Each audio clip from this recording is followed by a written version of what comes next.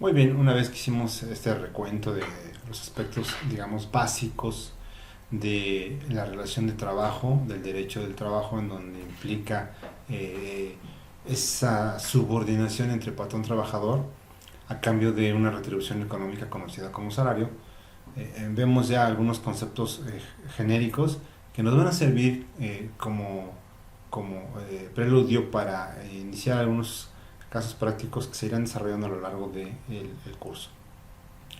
Cabe apuntar aquí que vamos a revisar básicamente sobre el planteamiento. Vamos a iniciar con el planteamiento, en donde se trata pues evidentemente de una compañía que se dedica al otorgamiento de créditos y a la captación de ahorro, una compañía que tiene algunas sucursales en distintas partes de la República, eh, eh, que tiene pues evidentemente algunos trabajadores, y planteamos aquí un escenario en donde se cuenta con 5 trabajadores sindicalizados y otros 5 no sindicalizados, que la empresa labora de lunes a sábado, por lo que su día de descanso es el domingo, que la nómina corre de lunes a domingo, y que hay ciertos empleados que integran su salario, pues más que con un salario diario fijo, más bien es una cotización variable, porque esta persona es comisionista y no cuenta con un salario que garantice un salario base para estos efectos, ¿no? Sino es exclusivamente por sus comisiones, en el caso del empleado franco. Pero, como vemos en pantalla, pues también aportamos datos tanto de los empleados que estamos planteando, de 5 sindicalizados, 5 no sindicalizados, con sus números de seguridad social, su registro federal de contribuyentes y su CURP. También al remarcar que la empresa del ejemplo tiene una serie de prestaciones que, como vemos en pantalla, la mayoría de ellas son, digamos, adicionales a las que marca la ley, como es el caso pues del aguinaldo, que tiene para los trabajadores sindicalizados 30 días, y para los de confianza 15 días. Digamos que no tienen nada adicional los de confianza. En el caso de las vacaciones, pues de acuerdo a la tarifa del trabajo, pues recordemos 6 días de descanso por cada año de servicios, y que van aumentando en función de la tabla que ahí se prevé, ¿no? La prima vacacional, que comúnmente es del 25%, pues bueno, aquí se establece para los sindicalizados 60%, y para los de confianza el 40%. Que también tienen vales de despensa, exclusivamente los sindicalizados, que tienen un premio de puntualidad, un fondo de ahorro, una ayuda para lentes, un apoyo para útiles escolares, un bono de productividad, y pues hay algunos casos, pues algunas situaciones como incapacidad expedida por el Seguro Social en alguno de los empleados, que más adelante revisaremos. Y también tienen servicio de comedor. Entonces, bajo ese contexto, pues se tiene pues ya propiamente algunos aspectos que van a servir para identificar los resultados que más adelante se establecen en el propio ejemplo, que derivan de este planteamiento. Entonces es importante tener en cuenta este planteamiento para que cuando más adelante se avance en alguno de los ejemplos, las condiciones bajo las cuales se generaron son a través o a raíz de este planteamiento. Entonces aquí, por ejemplo, hay algunos casos de trabajadores que tuvieron movimientos como fue ingresos o pagos de primas vacacionales o faltas injustificadas, eso por el mes de enero. En el caso de febrero, pues se tienen también algunos trabajadores y cuáles fueron las incidencias o las afectaciones o las variables que me van a permitir hacer los cálculos de manera correcta. En febrero, pues también se tienen una serie de pagos por concepto de horas extra, y pues bueno, ahí identificar, más adelante estaremos revisando cuando se pagan horas extras al doble o al triple, y entonces pues bueno, aquí se tienen una serie de horas extras de acuerdo al trabajador RIGO, y también en ese sentido pues por este periodo de tiempo de febrero también. Eh, en el caso planteado, vamos a ver cómo RIGO trabaja el día de su descanso, que sabemos de acuerdo a las condiciones que ya platicamos es el domingo. Entonces al trabajar el domingo, pues bueno, evidentemente tiene ahí un 200% por concepto de su salario. Más adelante, también en marzo, ocurren algunos hechos como notificaciones de descuentos a créditos Infonavit, por apoyo a adquisición de lentes, por bonos de productividad y por algunos otros conceptos. En marzo, pues bueno, aplica o no aplica un bono de productividad, por ahí veíamos las condiciones, pues vemos las condiciones y si le aplica o no. Aquí está un resumen ya con esos supuestos y más adelante veremos pues bueno que estarán ahí inmersos dentro del cálculo. En el caso de abril, pues bueno, hay una serie de movimientos relacionados con incidencias, sobre todo por riesgos de trabajo, por un caso en donde se presta al personal un descuento por pensión alimenticia. En mayo, algunos de los trabajadores pues recibieron su prima vacacional o algún descuento por préstamo. Y pues en algún momento vamos a revisar el caso de Rigo, porque es despedido el día 24 de mayo, derivado de un estado de embriaguez que lo llevó a cometer actos de violencia contra otros de sus compañeros. Entonces es motivo por el cual se le asciende la relación de trabajo y más adelante veremos el caso concreto. Se piden en el planteamiento del caso práctico algunas actividades que se irán desarrollando más adelante y que tienen que ver con pues la determinación de algunos cálculos como los de la prima vacacional o como algunas incidencias relacionadas con pues las horas extra o algunos permisos por paternidad en el caso del mes de febrero. En abril pues algunos formatos de riesgos de trabajo ante la Secretaría de Trabajo y Previsión Social, porque pues uno de los trabajadores, Ricardo, se accidentó y le provocó un esguince en primer grado en su cuello. En mayo veremos como algunos ejemplos de pues cuáles son los descuentos de nómina de un par de trabajadores de acuerdo a algunas variables que se están planteando en el caso práctico. Determinar los cálculos para también identificar cómo es que se distribuye la PTU. Entonces vamos a un pequeño ejemplo en donde se distribuye la PTU y entonces se analiza cómo se realiza ese cálculo. También se plantea un ejemplo de una elaboración de un acta administrativa que se le levanta al trabajador Rigo por lo que platicamos, que va a ser despedido y como consecuencia previamente a eso pues ha tenido una serie de actos que han sido canalizados a través de una acta administrativa. Entonces, durante el proceso de este curso estarán revisando algunos de esos conceptos y cuando ustedes requieran saber cuál fue el planteamiento, se puedan remitir a estos conceptos que ya platicamos. Entonces, digamos que empecemos con enero y al paso que vamos resolviendo el caso práctico vamos revisando algunos aspectos importantes relacionados con la materia del trabajo. En este sentido, pues nos referimos a las prestaciones. Siempre que hablamos de prestaciones que tienen una empresa, comúnmente se establecen dos tipos de prestaciones: las prestaciones de ley y las prestaciones contractuales. Oye, llegas a una empresa y dices, oye, pues, ¿qué prestaciones tiene? Pues solo tenemos las de ley. ¿Cuáles son las de ley? Bueno, vamos a revisar cuáles son. Y en algunos casos, oye, mira, tenemos las de ley, pero aumentadas, como en el ejemplo planteado, ¿no? En donde ciertos trabajadores pues no obtienen una prima vacacional del 25% que dice la ley, sino que se va al 40% o al 60%. Entonces, ahí estamos hablando ya de una prestación contractual que va más allá de la que establece la ley y que algunas empresas tienen implementadas.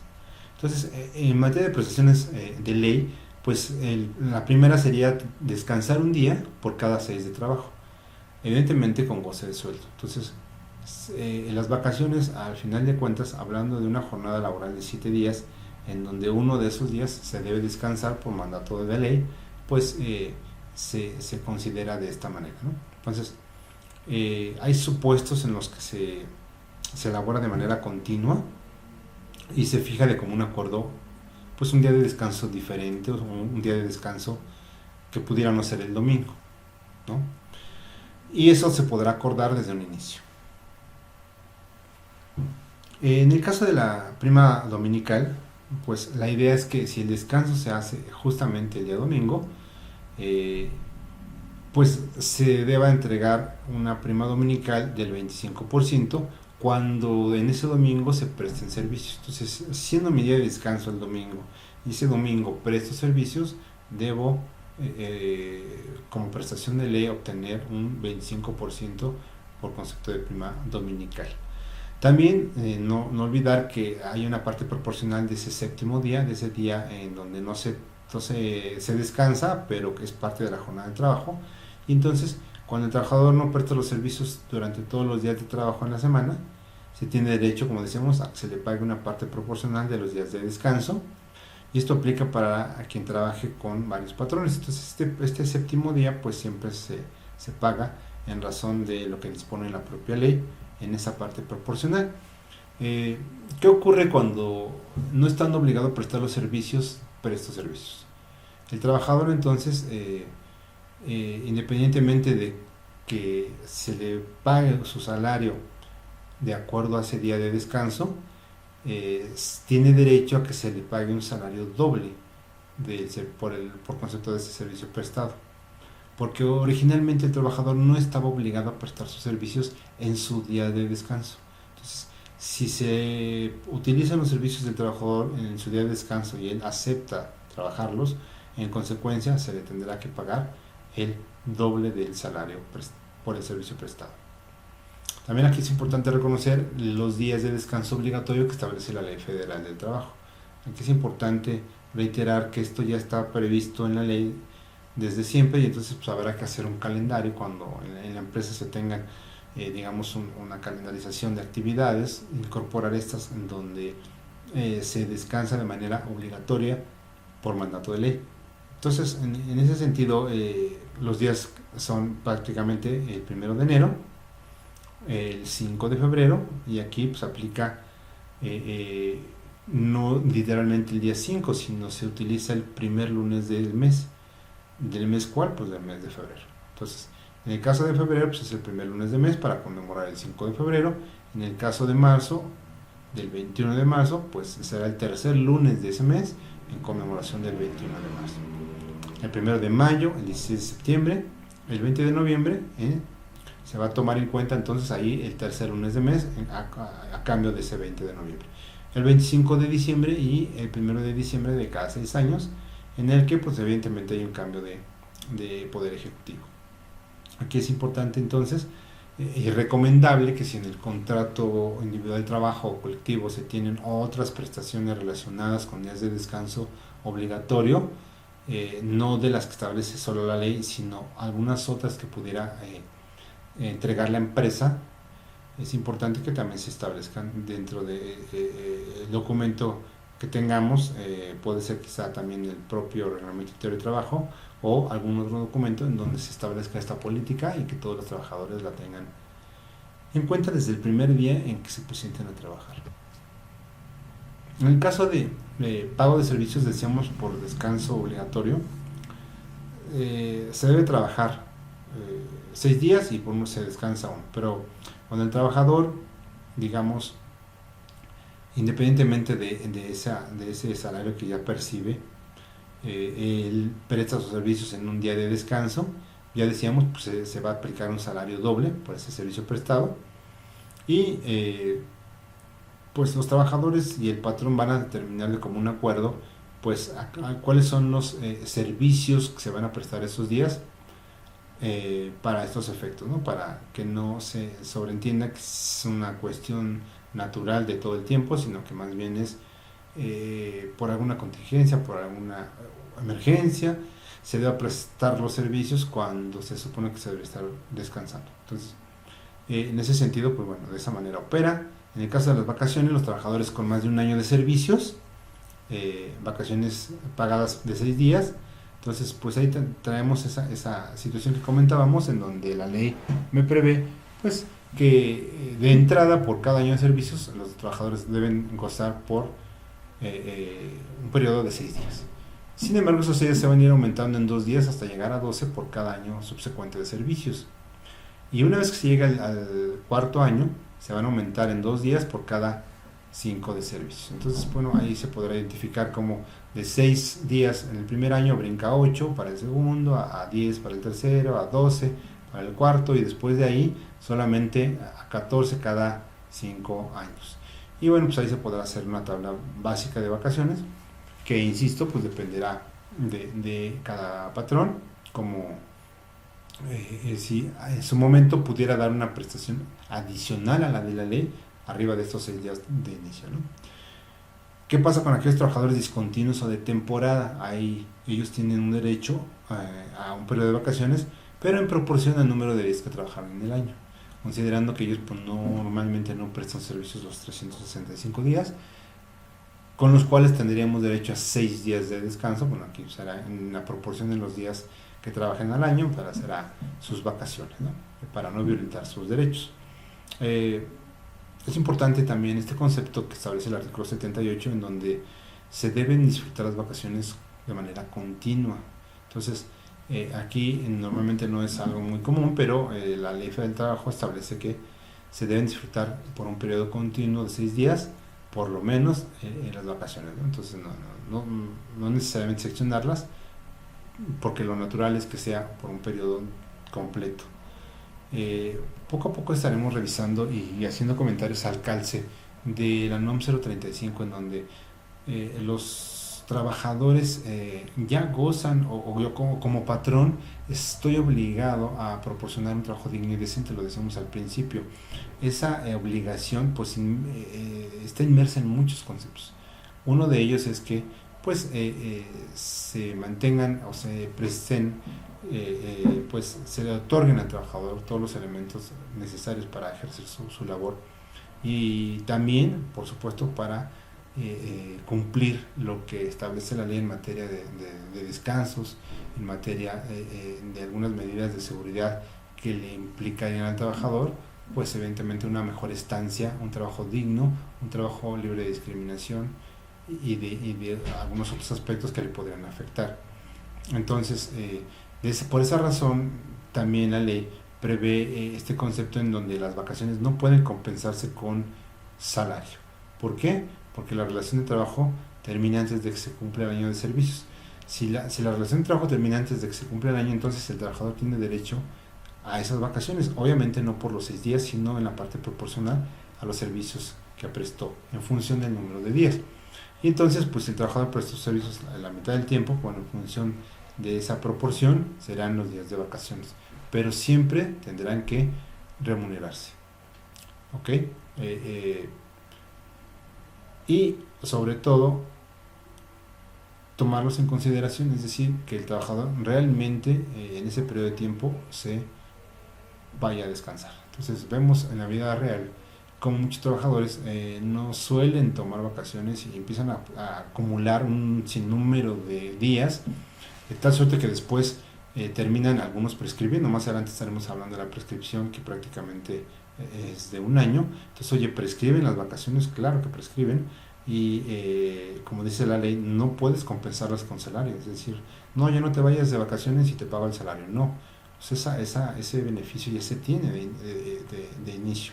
El tema aquí es que se descanse. Entonces, en la medida que se tenga ese descanso, va a propiciar que los trabajadores tengan menos factores de riesgo psicosocial, que hoy está estableciendo como obligación identificar las normas fiscales mexicanas 035, por citar un ejemplo. Entonces, otra prestación de ley es importante derivada de esas vacaciones, justamente el pago de una prima vacacional del 25% como mínimo. Y esto pues tendrán el derecho de los trabajadores justamente cuando entren en este periodo de vacaciones. Entonces, sobre los salarios que correspondan a ese periodo de vacaciones, es el 25% que se tendrá que calcular como mínimo. ¿Cuál es el plazo para conceder las vacaciones? Bueno, se concede dentro de los 6 meses siguientes al cumplimiento del año de servicios. Si decíamos que por el primer año tenemos derecho a 6 días de vacaciones, entonces ese siguiente periodo, que serían esos 6 meses posteriores al año, es cuando se pueden conceder el descanso. Vale la pena apuntar que el patrón está obligado a calcular, a identificar y a emitir alguna constancia de antigüedad de las vacaciones que ya que se tienen como a cada uno de los trabajadores, de las que se han tomado durante el ejercicio, y su momento, pues de las fechas en las que podrían disfrutarse, para tener un control absoluto de estos datos. Una prestación adicional que establece la propia ley es el aguinaldo por 15 días de salario. Entonces, el aguinaldo se paga por esa quincena, digamos, antes del 20 de diciembre. Y pues evidentemente aquellos trabajadores que no hayan cumplido el año, siendo este un monto anual, se tendrá que pagar en proporción a los días en que se hayan prestado los servicios.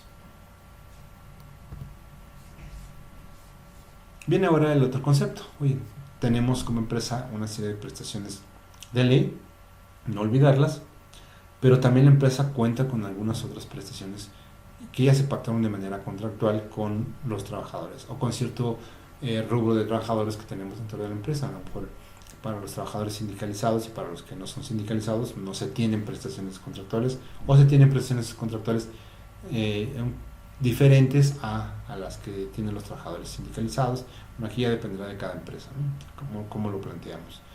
¿Qué son las prestaciones contractuales? Pues aquellas que pactamos a través de un contrato individual o bien un contrato colectivo, pero que obviamente no prevé la Ley Federal del Trabajo, o sea, no tiene su origen en la ley. De otra manera, pues serían prestaciones de ley. ¿Cómo qué? Bueno, pues dentro del concepto que vemos en pantalla, pues vemos gastos médicos, ¿no?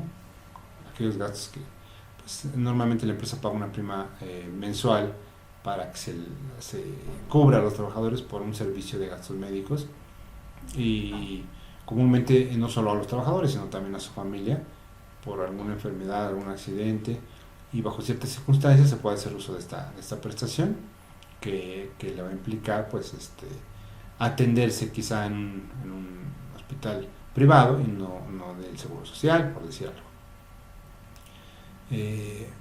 Como esto, pues bueno, hay muchas prestaciones contractuales, otras justamente son los vales de despensa, ¿no? Una prestación que tiende a mejorar la calidad de vida del empleado, y pues la única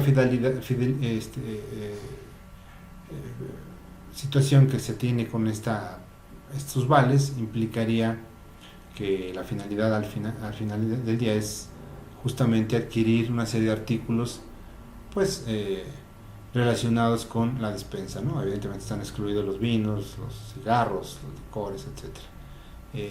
Comúnmente esta prestación se otorga a través de vales de despensa, ya básicamente mediante una tarjeta o un monedero electrónico. Ya los vales en papel no existen, no deberían existir, están ya prácticamente fuera del contexto, y entonces pues tener en cuenta que debe ser electrónico.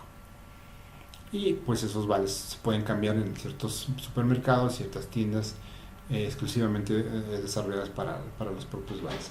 Fondos de ahorro, bueno, pues otro tipo de prestación contractual en la cual los trabajadores, digamos, suelen valorar mucho, puesto que al final del día el objetivo es generar un ahorro de parte del trabajador, y otra parte en su mismo monto aporta a la compañía, de tal suerte que pues van previendo y van enseñando al trabajador que el ahorro es un buen motor para una mejor cultura financiera, y cualquier evento patrimonial pues estará mejor cubierto con un fundador. Entonces muchos trabajadores gustan de esta prestación, ¿no?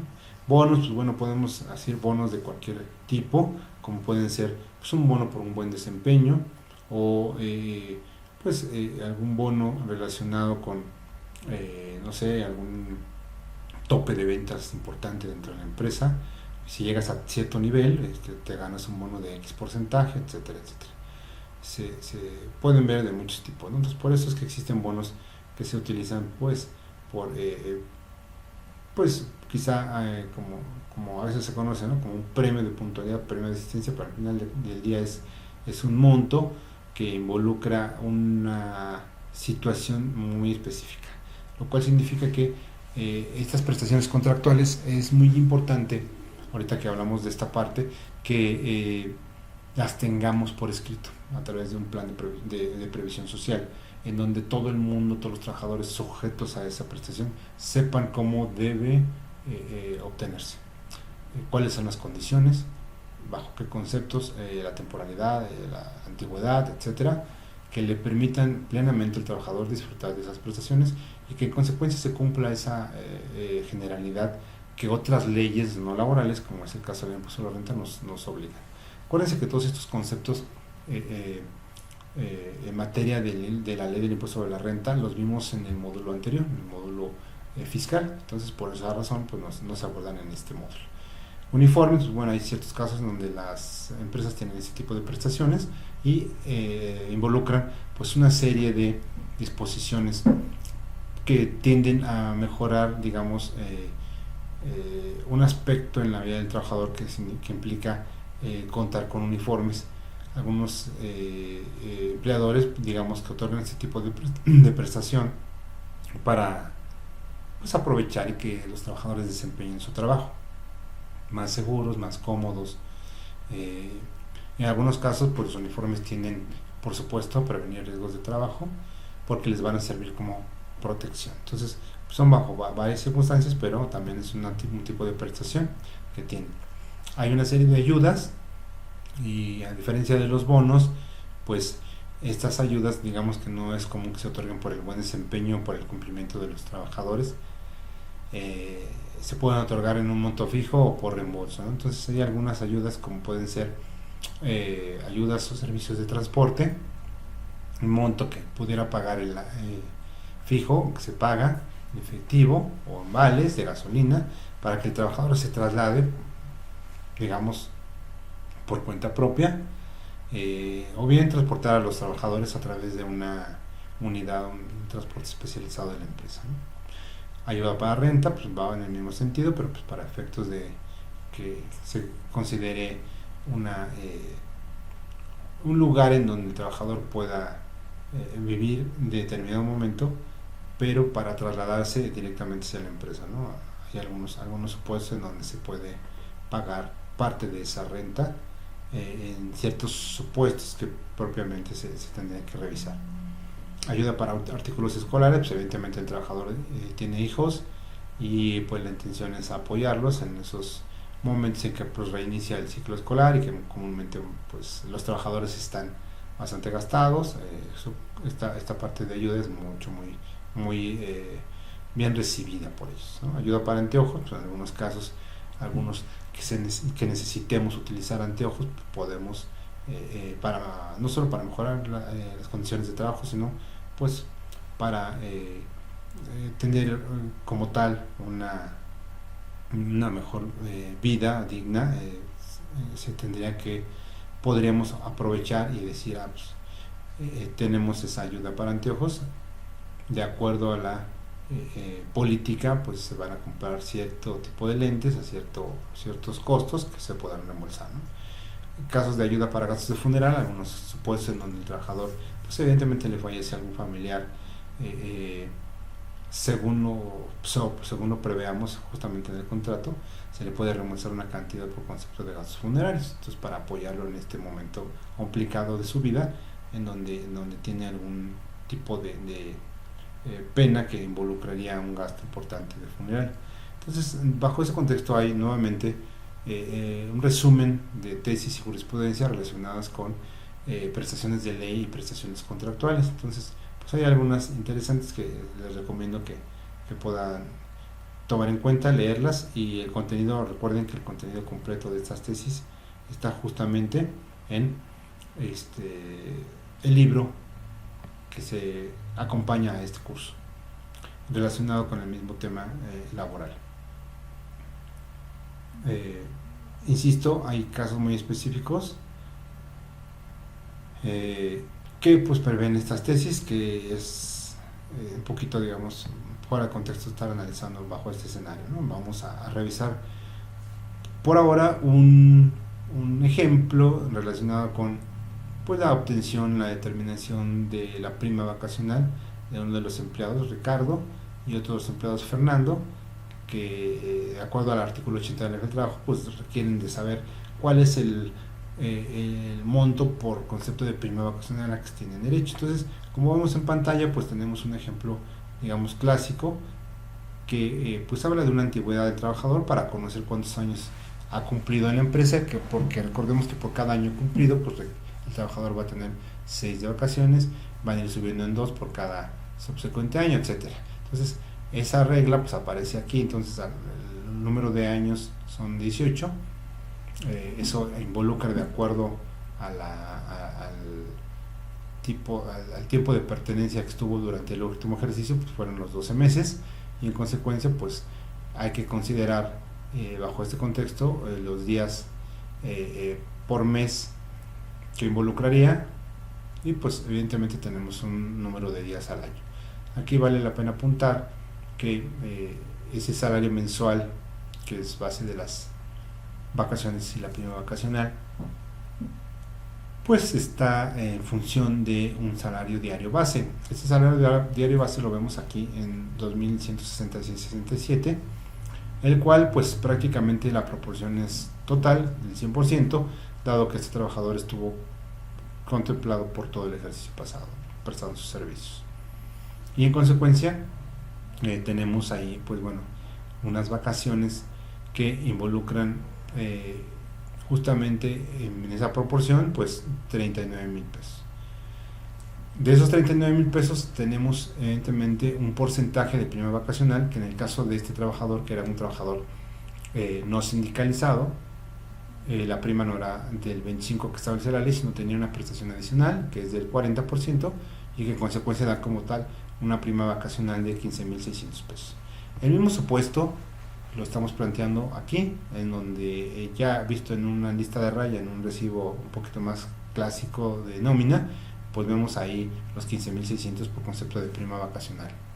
Bajo ese contexto, también el otro ejemplo, en donde el caso de Fernando tiene una situación parecida. Sin embargo, en el caso concreto, pues bueno, se tienen también el 40%, y da como resultado los 2.399, casi los 2.400 pesos que están ahí reflejados en el ejemplo. En este otro caso, recordemos que había uno de los trabajadores en donde pues es necesario identificar pues las faltas por incidencias ocurridas en la cuarta semana de enero. En este caso, el trabajador Pepe, pues se pide que se determine el importe de las percepciones a que tiene derecho, a pesar de, evidentemente, de las faltas en las que incurrió, y que después se haga un comparativo entre el cálculo de la nómina con descuento de días del trabajador, y un descuento en función de la LFA del trabajo. Vemos en pantalla entonces que en la determinación de las percepciones del trabajador, pues bueno, ahí básicamente el trabajador no tiene un sueldo fijo por 718, y después no hay comisiones, un total de percepciones. Después viene la determinación de la proporción diaria del día de descanso, recordábamos esa parte proporcional, el séptimo día, el cálculo de los descuentos por faltas, aplicando esa proporción y el número de días de ausencia, y finalmente la determinación del importe por concepto de faltas, que involucraría ya ese resultado del sueldo correspondiente a los días de la ausencia, más entre la proporción de días de descanso no laborado, que básicamente esa proporción, esa sumatoria nos daría los 359.38. Dentro de este escenario pues vemos que tiene otras percepciones este trabajador, y que el importe de las percepciones de acuerdo a un descuento por faltas sería por 503.13. Si eso se le resta el fondo de ahorro en la percepción que no se le entrega, pues bueno, tendría un total de percepciones diferente. Bajo ese contexto, pues bueno, vemos aquí en el recibo de lista de raya cómo es que aparece ya estos conceptos previamente calculados. En el caso de este trabajador Pepe, bueno, los sueldos del periodo de pago más las comisiones, en este caso pues más despensa, bueno, se tiene un importe de percepciones, pero el descuento de días no trabajados sería de 575 pesos. Entonces, al restarle ese fondo de ahorro nos quedan los 513, y estos los podemos cotejar contra las percepciones, ¿no? Y hacer el comparativo que nos están solicitando, ¿no? Entonces, importe de las percepciones, los descuentos en días no trabajados, menos el importe de las percepciones, el descuento por faltas, pues nos da una diferencia en percepciones de 71.87, que es como lo planteé aquí. Vamos entonces a continuar con ese caso práctico en su parte de febrero, que involucra el uso o el entendimiento primero de la jornada y el tiempo extra, tiempo extraordinario.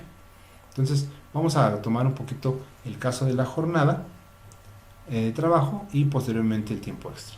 Entonces, en el caso de la jornada de trabajo, pues se establece en el artículo 58 de la Ley del Trabajo que es aquel tiempo durante el cual el trabajador está a disposición del patrón para prestar su trabajo. Aquí es muy importante no olvidar que en tanto haya jornada de trabajo, pues evidentemente hay pago de salario. Y algo que parecería obvio, pero que de repente se nos olvida es, oye, pues el trabajador no se presentó a trabajar, pero entonces si no me prestó sus servicios, estrictamente hablando, no hay pago de salario. Por eso es que es importante este concepto, porque está hablando de la disponibilidad que tiene el trabajador para efectos de realizar sus actividades planteadas en el contrato y en consecuencia, al haberlas realizado, tener el derecho a una retribución económica conocida como salario. Entonces, si la jornada de trabajo involucra una disponibilidad del trabajador hacia el patrón, a ese nivel de obediencia que platicábamos hace unos momentos, pues evidentemente habrá materia de trabajo, ¿no? Entonces esa jornada va a implicar esta justificación. ¿Cómo se fija esa jornada de trabajo? Bueno, pues muy elocuente. El artículo 89 establece que el patrón y el trabajador pues lo van a hacer observando pues los niveles o los máximos legales que establece la ley. Ahorita vamos a ver que la propia ley establece pues un máximo legal. Entonces es digamos derecho del trabajador y patrón pues poder fijar la jornada como un acuerdo.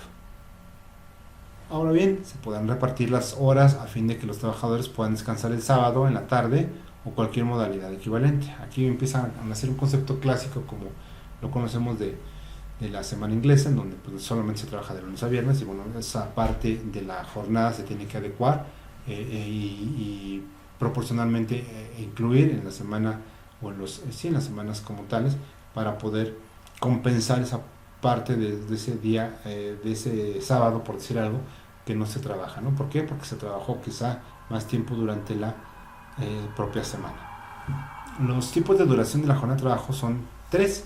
Básicamente la diurna implica entre las 6 y las 20 horas para hacer un total de 8 horas. Digamos que es el horario más común. Entonces, no olvidemos que entonces mi jornada máxima de trabajo debería ser de 8 horas en el caso que sea diurna. Sin embargo, si mi jornada es nocturna, debe ser, ¿y qué se entiende por nocturna? Bueno, entre las 20 horas y las 6 horas del día siguiente, lo cual implicaría ya no las 8, sino las 7 horas. Ahí solo se tiene la obligación legal de trabajar hasta 7. En el caso de la mixta, pues se va a abarcar periodos de tiempo de ambas jornadas, siempre que el periodo nocturno pues sea inferior a 3 horas y media. Si no es así, pues se va a considerar entonces como una jornada nocturna, que implicaría una duración de hasta 7,5 horas. ¿Por qué? Porque se trata de una jornada mixta. Se debe descansar por ley por cada jornada de trabajo, claro. El artículo 63 nos dice que una jornada continua pues debe tener cuando menos media hora de descanso. Entonces aquí es importante tomarlo en cuenta. Esto viene a colación porque algunos de los aspectos que se tienen como país, recordemos que México o los trabajadores en México son las personas que más trabajan en el mundo, que más horas trabajan en el mundo. Por ahí hay una cifra que anda oscila entre los 2.467 horas al año y que nos convierte en el país en que más horas trabaja. Y en consecuencia, pues podemos estar debemos poner especial atención a estas jornadas, porque evidentemente, lo decíamos hace rato, tu trabajador no está obligado a prestar servicios en su día de descanso, pero si lo obligas o si lo pactas con él, estás obligado a pagarle una cantidad adicional, ¿no? En el caso concreto. Entonces es importante que no olvidemos los máximos legales. Estas jornadas de trabajo van a involucrar después podrían involucrar después alguna situación que terminara con algún tipo de enfermedad del trabajo. Entonces es importante que se consideren las que establece la ley y que en caso de que se incremente, pues bueno, vamos a observar los máximos legales que más adelante estaremos revisando. Aquí es importante saber que si decíamos que la jornada de trabajo es cuando el trabajador está a disposición del patrón, en consecuencia, si en el momento hay cierto tiempo en las horas de descanso que tiene el trabajador o las horas o la hora de comida, en donde está disponible para efectos de alguna orden que le imponga el patrón, pues entonces en ese momento, ese tiempo en el que él está disponible, estando descansando o en comida, se va a computar como un tiempo efectivo de la jornada de trabajo, que involucraría 8 o 7 horas o 7 horas y media según sea el caso. Entonces, esa jornada de trabajo tiene algunas tesis, ¿no? Pues es importante aquí, es necesario revisar algunas para que quede más afianzado el conocimiento en materia de esto. Pues, por ejemplo, la jornada de trabajo, las modalidades en que se puede desarrollar, de la interpretación de los artículos 51 y 66 de la Ley del Trabajo, se desprenden diversas modalidades: diurna, mixta, nocturna, continua, discontinua, especial, extraordinaria y la emergente. Entonces es una de las tesis que nos establece esta situación. Entonces, que quede claro, las jornadas de trabajo involucran un periodo de tiempo. Si ese periodo de tiempo se ve rebasado o si se trabaja en un momento diferente a mi jornada de trabajo, en automático tendremos que acatar lo que la propia ley disponga, que en algunos de los casos, por ejemplo, por trabajar en días de descanso, pues me obliga a pagar un 200% de su salario. Es importante también entonces amarrar el concepto de jornada de trabajo con el tiempo extra, porque el tiempo extra vendrá, digamos, posterior al cumplimiento de la jornada de trabajo. Entonces, ¿cuándo se tiene tiempo extra? Pues bueno, lo establece el artículo 65, en donde dice que se puede prolongar la jornada de trabajo por un tiempo indispensable que permite evitar males a la compañía. Entonces, comúnmente pudieran ser algunos aspectos, incluso algún siniestro que ocurrió.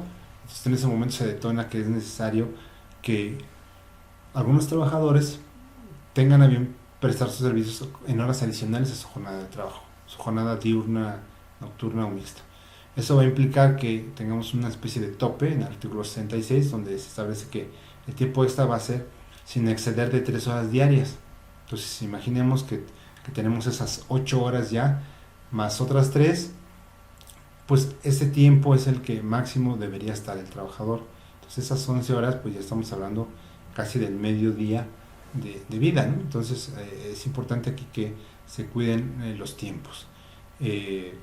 Porque pues evidentemente aquí se dan una cantidad de supuestos en donde algunas empresas pues no toman en cuenta esto, no acatan las reglas y pues evidentemente no pagan al 200% y dejen esto, no ni siquiera se generan pago por concepto de horas extra, cuando evidentemente se están devengando. Entonces, el pago de horas extra debería ser por riesgo o siniestro y igual a la jornada normal, ¿no? Pero cuando se hace un trabajo extraordinario, pues se va al 200%, que es prácticamente el doble de la jornada normal. Entonces aquí es muy importante saber que, pues, ¿qué pasaría si excede del tiempo de la jornada de trabajo de 8 horas, de 7 para el nocturno y de 7 y media para el mixto? Pues establece el artículo 68 que los excedentes de 9 horas en la semana se pagarán al 300%, es decir, se van a pagar al triple, relacionados con la jornada normal.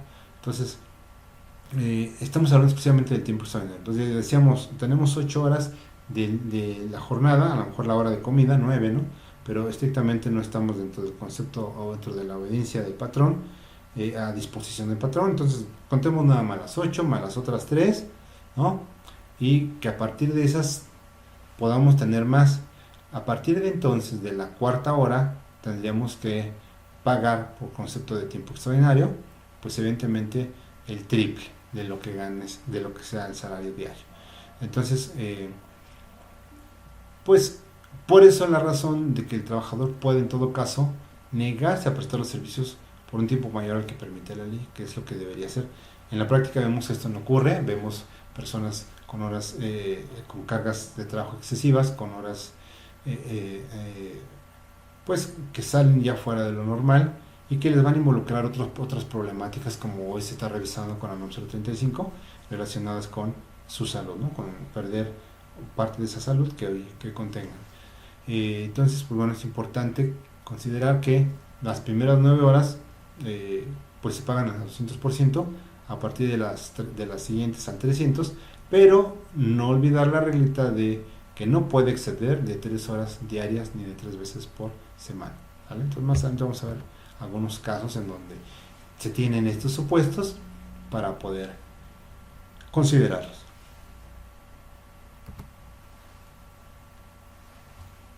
En el tiempo extraordinario vemos una tesis ahí, que es un mecanismo específico para identificarlo, y justamente habla de las primeras 9 horas extra laboradas se cubrieron a razón del 100% más, y esto es pues, al doble, y mientras que las que exceden de dicho límite pues, deberán pagarse al 200% más. Entonces no faltó aquí esta tesis, que es la que reitera lo que ya establece la propia ley.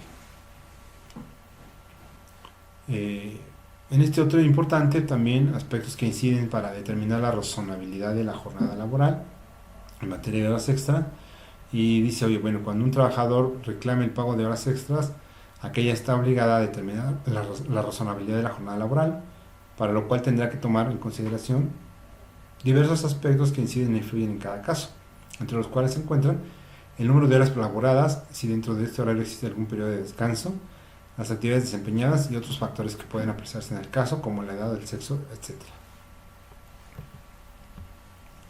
Y al respecto, pues bueno, un ejemplo muy sencillo, se establece que la integración del salario para efecto de pago de horas extra y del pago de servicios del día de descanso que corresponde al empleado Rigo de la segunda y tercera semana. Entonces, pues vemos en pantalla del lado izquierdo, pues hay un caso en donde se establece que se aplica la jurisprudencia, y en el caso de lado no se aplica la jurisprudencia. Evidentemente los resultados son diferentes y pues versan en relación con aplicar la jurisprudencia relacionando el salario integrado para estos efectos.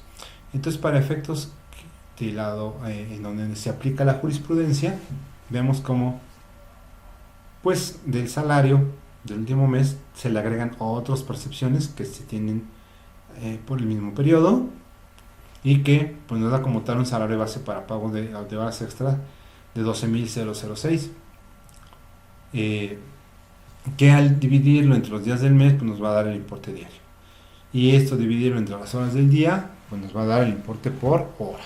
De la misma forma lo hacemos así en el caso de no aplicar jurisprudencia, y eso nos involucra en automático pues que todas las percepciones adicionales que veíamos del lado izquierdo, o casi todas, pues estén prácticamente fuera de este contexto, ¿no? Entonces vemos en el caso concreto que pues, sí hay una reducción de horas extra de acuerdo al supuesto. Entonces, quedándonos con este último supuesto de 33.33, nos damos cuenta que ese es el importe que se le debería pagar por hora a este empleado Rigo.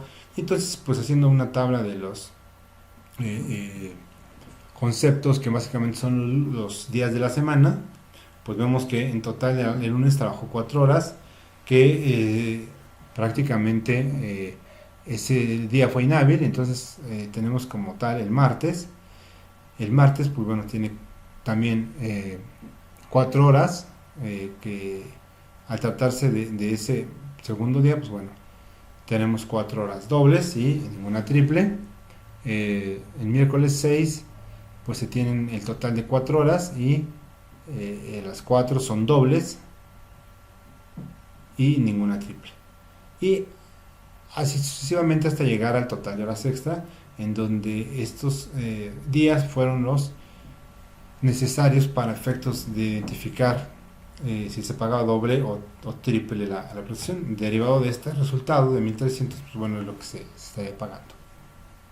Sin embargo, el trabajador Rigo también descansó en días laborados, que de días que le tocaba laborar, y uno de estos se plantea que un domingo, pues que comúnmente él tiene de descanso, ahora tendrá que trabajar por disposición de una petición que le hace su patrón, y en consecuencia pues tiene derecho a que se le pague 200%, como podemos ver en pantalla. De la misma forma, en el caso de la prima dominical, en donde pues tendría que someterse a los mismos supuestos.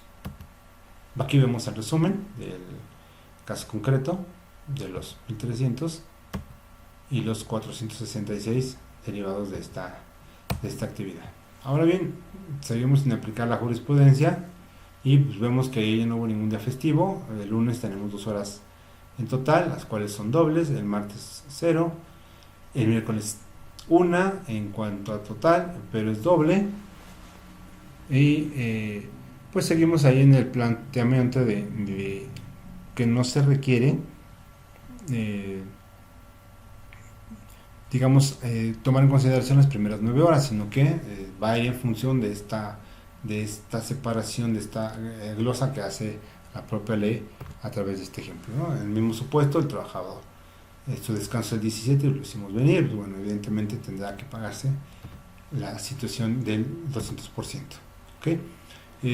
Bueno, dígase, basta con esta parte de este tipo de percepciones. Vamos a ver cómo juega el permiso de paternidad. Recordemos que el artículo 132 en su fracción 27 bis establece que las obligaciones de los patrones nos va a dar como tal 5 días a los hombres con goce de sueldo por el nacimiento de sus hijos o por adopción. Entonces es importante aquí que consideremos que esta parte